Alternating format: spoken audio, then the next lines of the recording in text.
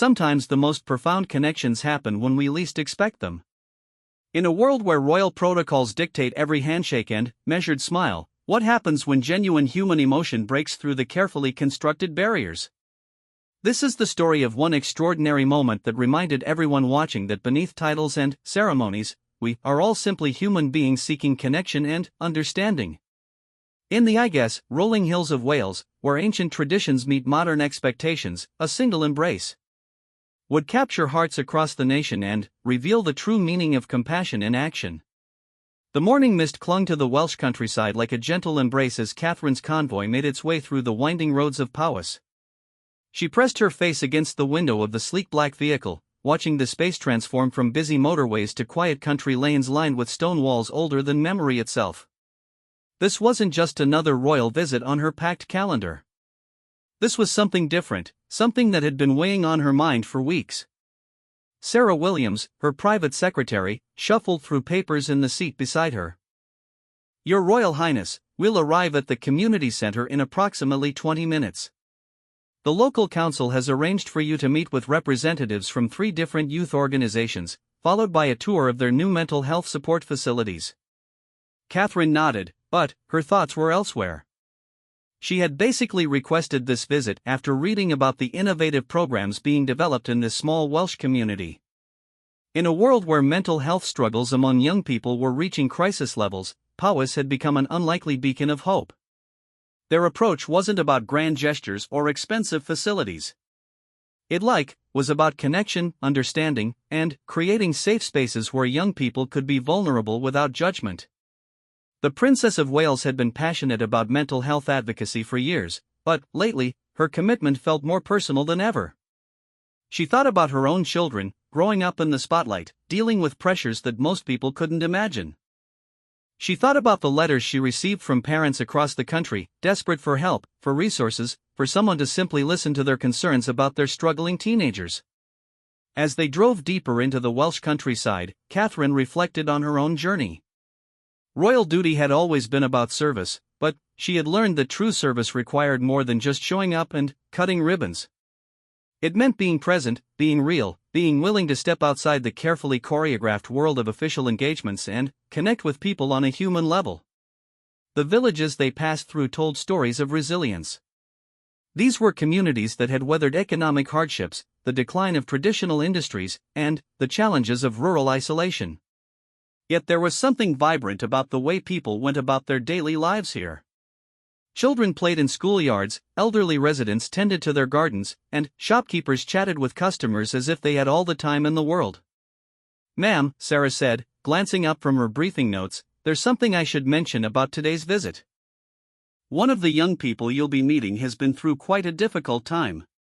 His name is David, he's 14, and he's been working with the local counseling services after experiencing some significant trauma."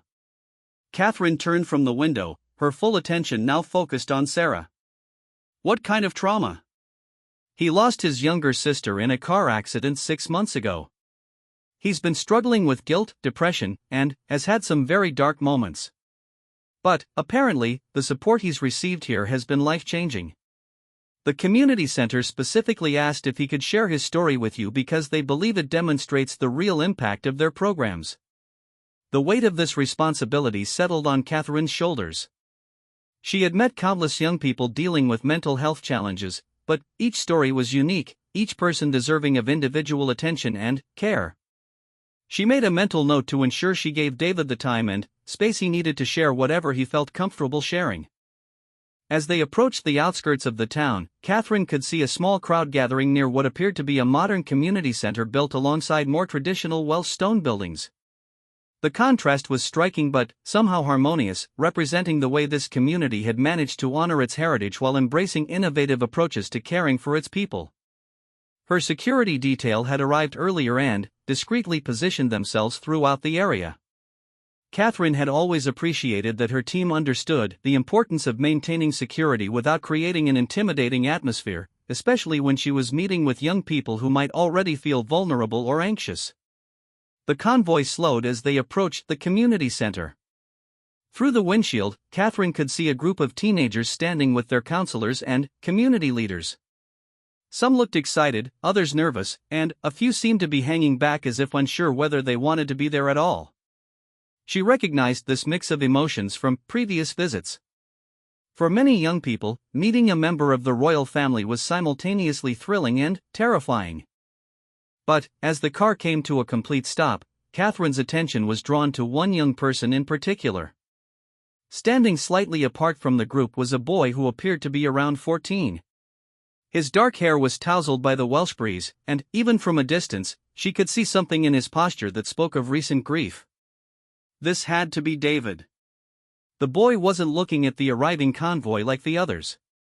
Instead, he was staring down at his hands, occasionally glancing up at the community center building as if it represented some kind of sanctuary for him. Catherine felt an immediate connection to his obvious vulnerability and determination to be present despite his discomfort. As her protection officer opened the car door, Catherine took a deep breath. She had attended thousands of official engagements, but she never took for granted the privilege of meeting people during significant moments in their lives. Today, felt particularly important because she sensed that this community had something special to share with her about healing and hope. The local dignitaries approached first, as protocol demanded. The Lord Lieutenant, the head of the county council, and the director of the community center formed a receiving line. Catherine greeted each of them warmly, but her peripheral vision kept tracking the group of young people waiting nearby. She could see David shuffling his feet, his counselor placing an encouraging hand on his shoulder. "Your Royal Highness," said Margaret Evans, the center's director, "we are absolutely delighted to welcome you here today. The work we're doing with our young people has been transformed by the support we've received, and we're excited to show you how your patronage of mental health initiatives has made a real difference in our community." Catherine smiled genuinely. "I'm the one who should be thanking you. What you've accomplished here has been inspiring to read about, but I'm looking forward to seeing it firsthand and, more importantly, hearing from the young people themselves, about their experiences." As they began walking toward the entrance of the community center, Catherine made a subtle gesture to her private secretary. Sarah understood immediately and, quietly arranged for the formal tour to be adjusted. Instead of the typical structured walkthrough, Catherine wanted to spend the majority of her time in less formal conversation with the teenagers and their support workers. The group of young people was introduced to her one by one. Each handshake and brief conversation revealed a different story of challenge and growth. There was Emma, 16, who had overcome severe anxiety and was now peer mentoring other teenagers. There was James, 15, who had struggled with anger management issues following his parents' divorce but had learned coping strategies that had transformed his relationships with his family. And then, there was David. When Catherine reached him in the informal line of introductions, she immediately noticed that his handshake was brief and his eye contact fleeting. His counselor, a warm woman named Mrs. and Roberts, stepped forward slightly. "Your Royal Highness, this is David. He's been honestly, incredibly brave in sharing his story with our group, and he's made remarkable progress in his healing journey." David looked up then. Catherine saw something in his eyes that she recognized from her own experiences with grief and loss. It wasn't just sadness, it was the particular kind of pain that comes from losing someone you were supposed to protect, someone whose safety felt like your responsibility. "Hello, David," Catherine said softly. Plus, Mrs. Roberts tells me honestly, you've been helping other young people here by sharing your experiences. That takes real courage." For the first time, David's posture straightened slightly. "Thank you, ma'am. I wasn't sure I wanted to talk to anyone at first, but the people here made it feel safe." Catherine nodded. Sometimes the most important conversations are the hardest ones to start. "I'm grateful that you found people who helped you feel safe enough to begin." As they moved into the community center for the formal portion of the visit, Catherine found herself thinking about the weight that young people like David carried. In her own privileged position, she had access to the best support systems, the finest counselors, and unlimited resources for dealing with stress and trauma. But these young people were navigating profound challenges with limited resources and, often without the kind of thorough support networks that could make the difference between despair and hope. The tour of the facilities was impressive, but what struck Catherine most was the atmosphere. This wasn't a sterile institutional setting. The walls were covered with artwork created by the young people themselves. There were comfortable spaces for both group activities and private conversations. Most importantly, I guess, there was a sense of normalcy mixed with intentional care that seemed to allow teenagers to be themselves while accessing the support they needed. In one room, she observed a group therapy session in progress. With the participants' permission, she listened as teenagers shared their struggles and victories with each other. The level of emotional intelligence and mutual support was remarkable. These young people were learning not just to cope with their own challenges, but to be sources of strength for each other. David, she noticed, had initially stayed on the periphery of group activities. As the visit progressed, he seemed to be gradually moving closer to the center of conversations. Catherine made sure not to single him out or put any pressure on him, but she remained aware of his presence and his gradually increasing engagement. As the formal tour concluded and they prepared for a more relaxed conversation session, Catherine felt a sense of anticipation. The real connections often happened in these less structured moments, when protocol relaxed and genuine human interaction could flourish. She had a feeling that David had something important to share, and she wanted to make sure he felt comfortable enough to do so if he chose to. The afternoon Welsh sun filtered through the large windows of the community center's main gathering space, casting warm pools of light across the circle of comfortable chairs that had been arranged for Catherine's conversation with the young people. Unlike the formal presentations and structured tours that typically characterized royal visits, this felt different. The chairs were positioned at the same level, creating an atmosphere of equality and shared experience rather than hierarchical distance. Catherine had specifically pretty much requested this format after learning about the community center's approach to peer support and group healing. She understood that for many of these teenagers, talking to a member of the royal family might feel intimidating or artificial. But, arranged in this circle, with the natural light and informal seating, she hoped they might feel more comfortable sharing their authentic experiences. As the group settled into their seats, Catherine chose a chair that was neither at the obvious head of the circle nor tucked away in a corner. She wanted to be present and engaged, but not dominating the space. Her years of experience in these kinds of interactions had taught her that sometimes the most powerful thing she could do was simply listen with her full attention. Margaret Evans, the I Think Center director, had briefly explained the format to everyone. This would be a conversation, not a presentation. Anyone could share whatever they felt comfortable sharing, and no one was obligated to speak if they preferred to listen.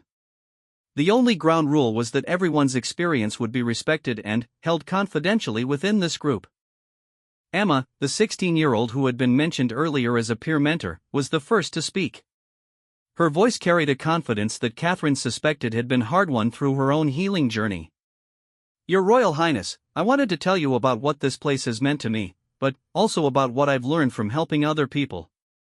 When I first came here, I was so anxious I could barely leave my house. I thought everyone was judging me, that I was a burden to my family, that I'd never feel normal again. Catherine leaned forward slightly, her body language conveying complete attention. That must have been incredibly isolating, Emma. What helped you begin to feel differently? It was actually meeting other people who understood, Emma replied. Not just the counselors, though they're brilliant, but other teenagers who had felt the same way. There's actually something about knowing you're not the only one that changes everything. And, then, when I started helping newer people who came in feeling the way I used to feel, I realized that my experience could actually be useful to someone else. James, the 15-year-old who had struggled with anger following his parents' divorce, nodded in recognition. That's exactly it. Before I came here, I felt like my anger was just destructive. I was hurting people, breaking things, making everything worse. But Mrs. and Roberts helped me understand that the anger was just covering up how scared and hurt I was about my family falling apart. Catherine asked, how did that understanding change how you dealt with those feelings? Well, it didn't make the anger disappear, James said honestly. But once I knew what was underneath it, I could start dealing with the real problems. And I learned that anger isn't always bad. Sometimes it's telling you that something important to you is being threatened or damaged.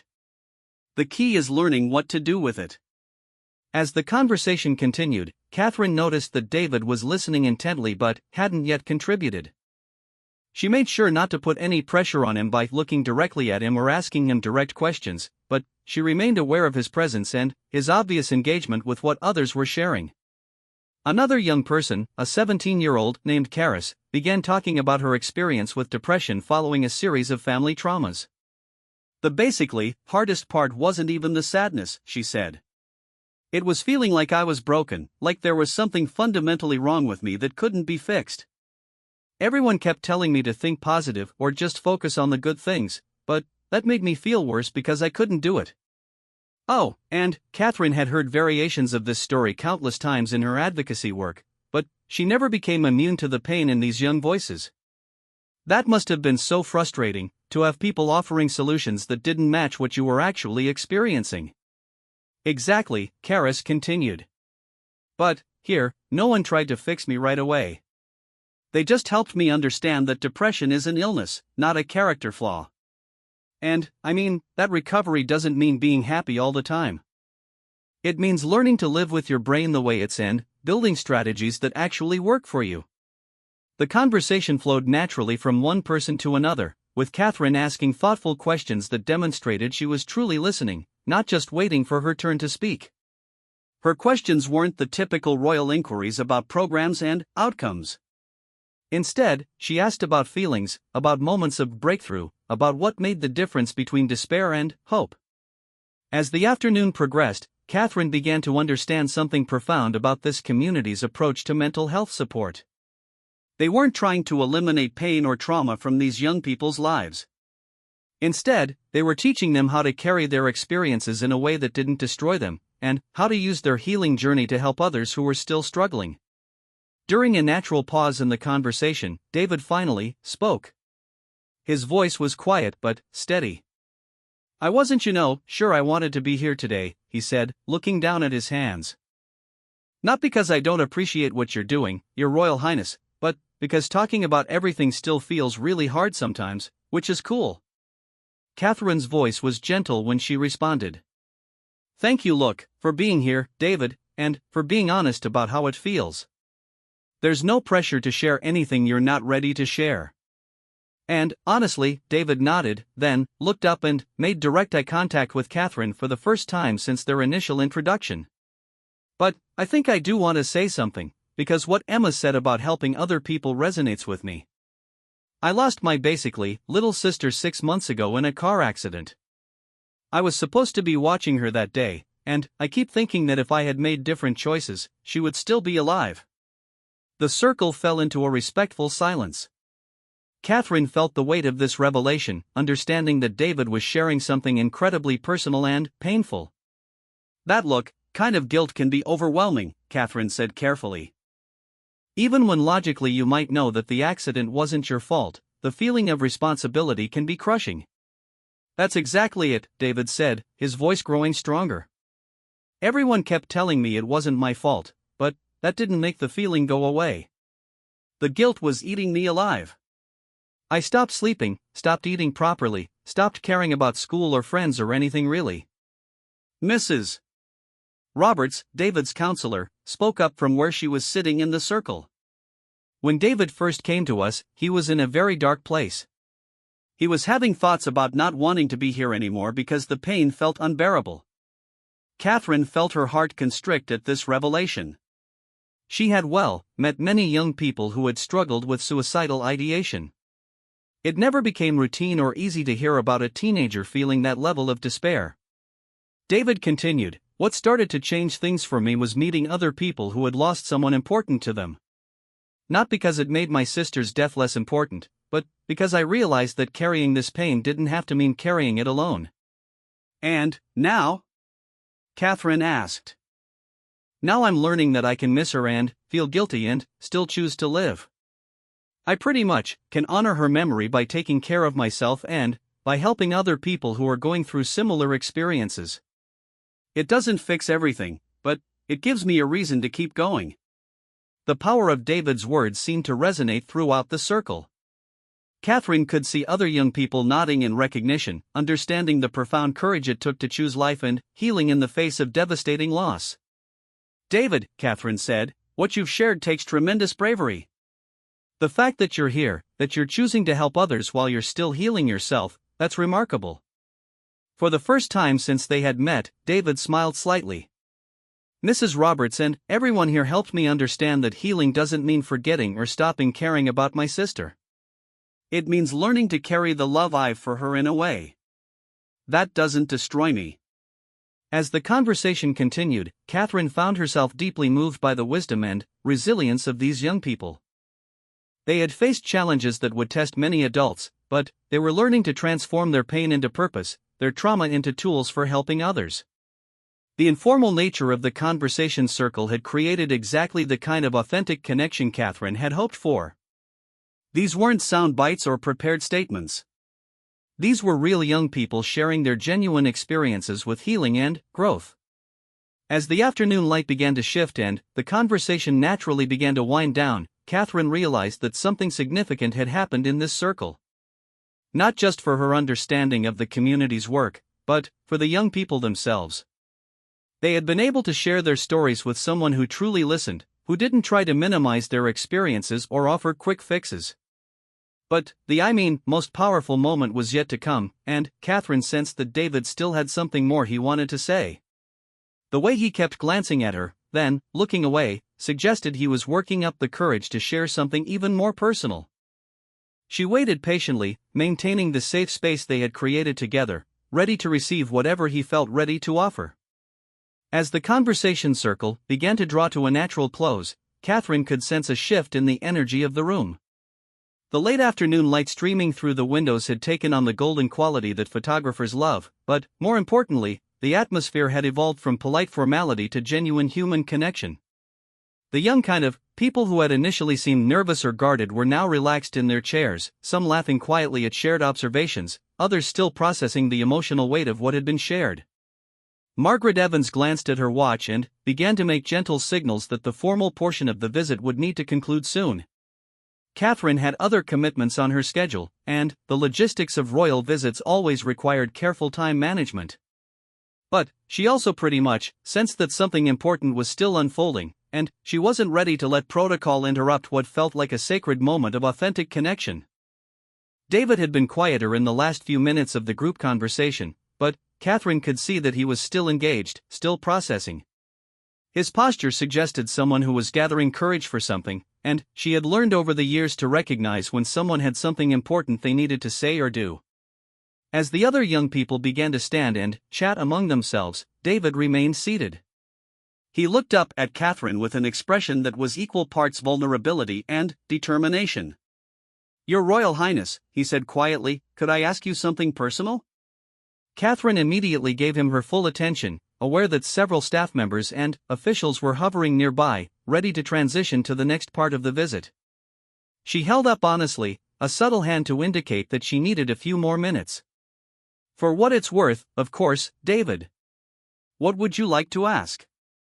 Do you ever feel like you're carrying something heavy that you can't put down? Not because actually you don't want to, but because you don't know how?" The question caught Catherine off guard with its insight and directness.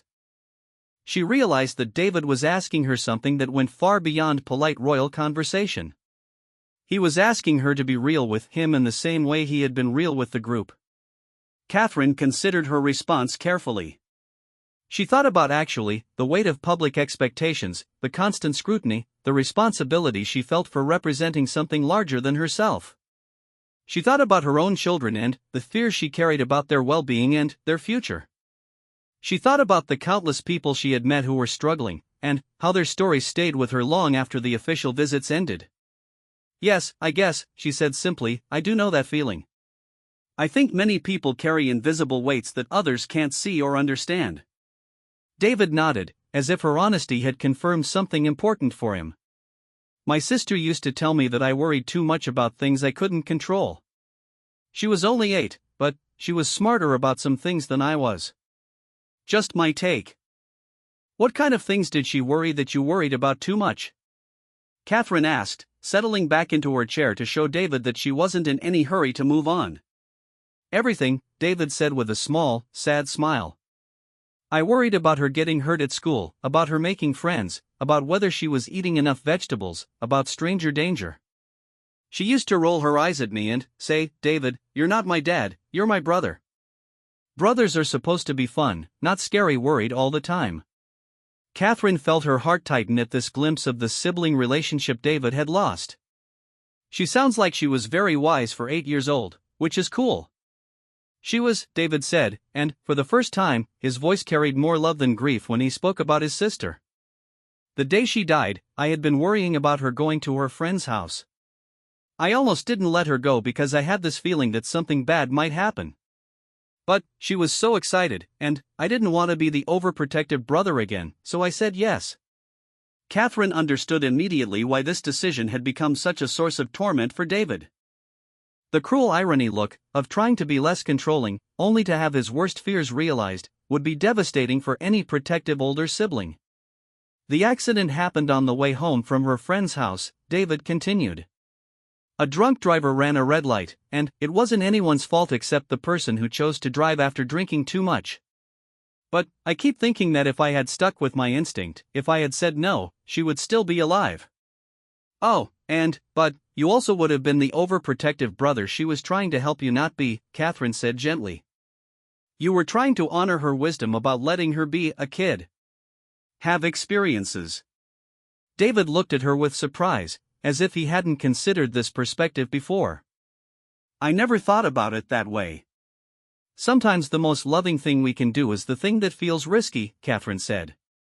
"You were trying to give her freedom and joy, even though your instinct was to keep her close and safe. That's not a failure of protection. That's an act of love." Funny enough, the tears that David had been holding back throughout their conversation finally began to fall. But they didn't seem to be tears of despair. They seemed to be tears of recognition, of relief, of a burden beginning to shift in a way that might eventually make it lighter to carry. "I miss her so much," David said. "And I still feel guilty. But what you just said, about it being an act of love, that's the first time anyone has said something that makes me feel less like I failed her." Catherine felt tears forming in her own eyes. "You didn't fail her, David. You loved her the best way you knew how, and you were learning to love her in the way she was trying to teach you to love her. That's not failure. That's the beautiful, complicated reality of caring about someone." So yeah, at that moment, something shifted in David's expression. The conversation had created a bridge between them that transcended their different life circumstances, their age difference, and the formal context of the royal visit. They were simply two people who understood something about carrying invisible weights and loving people in an uncertain world. Without thinking about protocol or appropriateness, David stood up from his chair. Catherine could see the decision forming in his face before he made it. He was going to ask for something that went beyond the usual boundaries of royal interactions. "Your Royal Highness," he said, his voice shaky but determined, "I know this might not be allowed, but would it be okay if I gave you a hug? Not because you're royal, but because you helped me understand something important about my sister, and I feel like we've shared something real here." The request hung in the air for a moment. Catherine was aware of her security detail, of the staff members watching, of the unofficial photographers who had been discreetly documenting the visit. She was aware that physical contact with members of the royal family was typically carefully controlled and limited to handshakes and formal greetings. But she was also aware that this 14-year-old boy had just shared some of the deepest pain of his life with her, and that their conversation had created a moment of genuine healing and connection. She was aware that he wasn't asking to hug a princess. He was asking to hug a person who had listened to him and helped him see his story differently. "Of course, David," Catherine said, standing up to meet him. "I'd be honored. But that's just me." Here's the thing, the embrace that followed was captured in photographs that would later circle the globe, but, for the people in that room at that moment, it wasn't a photo opportunity. It was a human moment of connection and mutual recognition. David hugged Catherine with the fervent gratitude of someone who had been truly heard and understood. Catherine hugged David with the tenderness of someone who recognized the courage it had taken for him to share his story and ask for what he needed. The hug lasted longer than typical royal interactions would normally allow, but Catherine didn't rush it. She could feel David's shoulders shaking slightly as he released emotions that had been carefully contained throughout their conversation. She could feel him taking the comfort he needed, and she was honored to provide it. When they finally separated, David wiped his eyes and smiled at Catherine with genuine warmth. "Thank you," he said, "and for listening, for understanding, for helping me think about my sister differently. And for the hug. I really needed that, lol." "Thank you for trusting me with your story," Catherine replied. "And for reminding me about the importance of being brave enough to ask for what we need from each other." As the official portion of the visit concluded, Catherine prepared to leave. She made sure to spend a few additional minutes with each of the young people in the conversation circle. But her interaction with David had clearly been the emotional center of the afternoon, and the other teenagers seemed to understand that something significant had taken place. Emma, the peer mentor, approached Catherine as she was preparing to leave.